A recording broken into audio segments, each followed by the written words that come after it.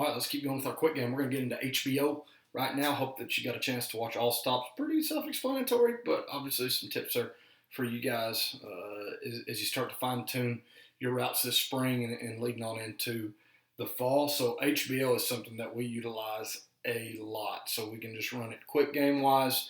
It can be an RPO tag. I would say over the last several years, that's where we have that's probably where we've used it the most, is being able to run this. And the great thing about HBO is it works good against any coverage. And so understanding kind of the nuances of the route and what can change, but how it fits within the system, once you get that down, it's a big deal. This is stuff that you guys run. I mean, I'm not, for those of you that have played in this system, you've done this probably in junior high. And probably ran this route. A little bit tough to get HBO out there sometimes, but as quarterbacks' arms get stronger, it's stuff that we've thrown your freshman year and on up. So we should be in good shape. So I've got Ace HBO drawn. We can call this, again, a lot of times it'll be RPO stuff. What I have going on here is in a little bit of an introduction into tagging different routes. Now, HBO is something that we can tag the F on some routes. So if we just called Ace HBO, I've got it drawn up here as a check down. We probably have a run play called, and we're calling HBO for telling receivers what to go do. But we can tag an angle route out of the backfield. That's where you're going to make it look like you're coming out here to the flats and you're sticking and getting right back to the middle of the field. Okay, kind of a nice 90-degree angle there when you're doing that. And then, of course, tuna is big. We run tuna off a smash as well. And that's where you're getting through the line clean. You're trying to set up a linebacker. If we get safeties that are playing really wide, then we get you guys through. Usually a linebacker manned up on an F is a good situation for us, and you're going past him. You have some freedom to maybe pipe a little bit or do some things there. But those are just some tags that we do. But getting into HBO, X and Z, you have go routes. Go for us literally means go outside, or we also call that an MOR, mandatory outside release. All right, and the way I have it drawn here, we see a lot of loose coverage. We don't see a ton of in-our-face man. We don't see a ton of hard cover two, or that corner's butt is to the sideline. So we want to press vertically, trying to get to the corner's hip. As soon as we get there, and unless he is just bailing in some sort of quarters coverage or cover three, once we get to that hit, now we're going to press to the sideline. You've heard us, any of the offensive coaches say this a bunch. Get to the tick marks. Those are the little hash marks on the sideline. But we want to press vertical to do that first. We don't want to line up and go straight out there. If you are to be getting jammed and you start trying to get to the tick marks, it makes the release very, very difficult. So we want to press vertical into the hip of the DB and then get outside, go outside of him and get to the tick marks. Quarterbacks, if we're throwing that ball, that's a whole shot. So there's, I would say, a 15 to 20-yard window where you would be fitting that in right on the sideline. When you would do that and hit that whole shot, if we had a corner trigger trying to stop the speed out, we're going to throw that thing wide to try to beat or have the ball beat the safety over there. So a lot of times, teams, when they're sitting in some sort of two, the corner's going to trigger on this, and the safety's trying to get out over the top. So there's just a natural window over there on the sideline. Receivers, get out there wide, and you got to get there fast. We can't slow play this at all.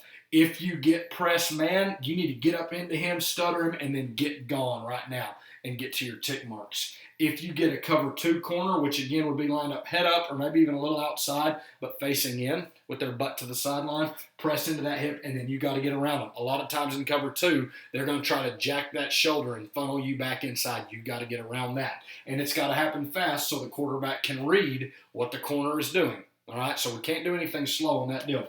Slot receivers, all right, this is a 4-yard speed out. Your route, in terms of running a speed out, you can't have any sort of break until 4 yards. All right, probably a big coaching point here, and where we see a lot of mistakes early on is guys wanting to start turning almost as they take 2 steps and go. It's not a step route, okay?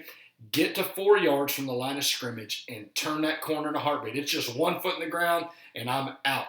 Okay, I'm not chopping at all when it's zone coverage. My aiming point is 6 yards on the sideline.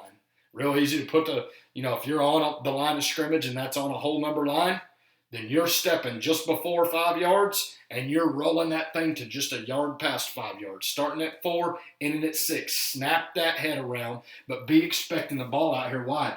Don't snap your head around and let that slow you down. Sometimes we snap eyes in and our momentum stops. So we're going to catch this thing at the numbers, okay? That throw's got to be out there wide, quarterbacks, when you read to throw it out there to those guys. The adjustment to those inside routes is if you get man coverage. This is a good route to run inside the 10-yard line where we get a lot of man coverage. Some teams are going to run man free. You're going to see man free against Kennedale. And so now we're going to square that route off. And I'm going to release. I'm going to stare at the guy manning me up. If he's right in front of me, I'm going to try to get to his outside hip or the hip of the side that I'm breaking towards. But I'm still pressing that thing vertical. And now I'm going to stick, step, and get 5 yards straight to the sideline, running out of that thing as fast as you can. If you do it slow, you're going to be covered. Man coverage, if a guy sticks and runs that way, they're just going to run with you. So you got to be good. We work a lot of head fake away from where we're going and getting out, but you have to be able to adjust to that in the game. That's not something that Coach Fuller on the sideline or me in the press box is necessarily going to be able to see right when it happens. You have to make that adjustment, and you've got to be right, so you got some freedom there. Over here on the right side, I've drawn up early heel HBO. Great 7-on-7 route. Right here, okay? Early sets our formation in early. Y, H, and Z are over there on the right. X, you're still on the left. Heel tells the back you're inside on the left. We would probably tag this double HBO. I just wrote it up here as HBO because you knew what was going on. If we did that, F, you've got HBO over here, okay? And that's something that we can do. We can get in just regular hip or heel and call HBO tuna, and everybody does the exact same thing. You run HBO like you would out of ace receivers. Back, if we set you in hip or heel, and you were number 3, you're that third guy, then you're basically just running a seam or running a pipe, whatever's going to get you open right there. Okay, trip side HBO, we changed a little bit. We used to run 2 speed outs right here, and our spacing would get messed up. So I know it's a little bit tough to see, but why? You're running like a stick, but you're going to outside release, and you're going to pop, look inside, and then be ready to work that window. Quarterbacks, if it's early heel, then obviously this is something that if you've got just a good matchup over here or you've got some room, we can work this. And if not, you're coming to the trip side. Your read is still the corner over here. If you go to throw this and don't like it, or for whatever reason you don't like the speed out, then you have that stick and then working outside. We're not sprinting out of this thing wise. We're sticking and just kind of shuffling in a window. There's usually a linebacker splitting 2 and 3, and there's a linebacker inside. All right, and so this is something that we do in games a lot. Now, if we just run it out of early and over in a game, single side receiver, if you don't have anybody with you, we're just running a stop there. Quarterbacks, remember, if you ever have a guy running a stop that's a single and you've got nice deep corner lined up 7 or 8 yards and a real tight linebacker, you can stand up and throw that stop right now. Okay, I didn't draw that up here, but I wanted to throw that in. Let's see. I pretty much covered all that. You guys know this. You're going, Coach, I know all this. Good.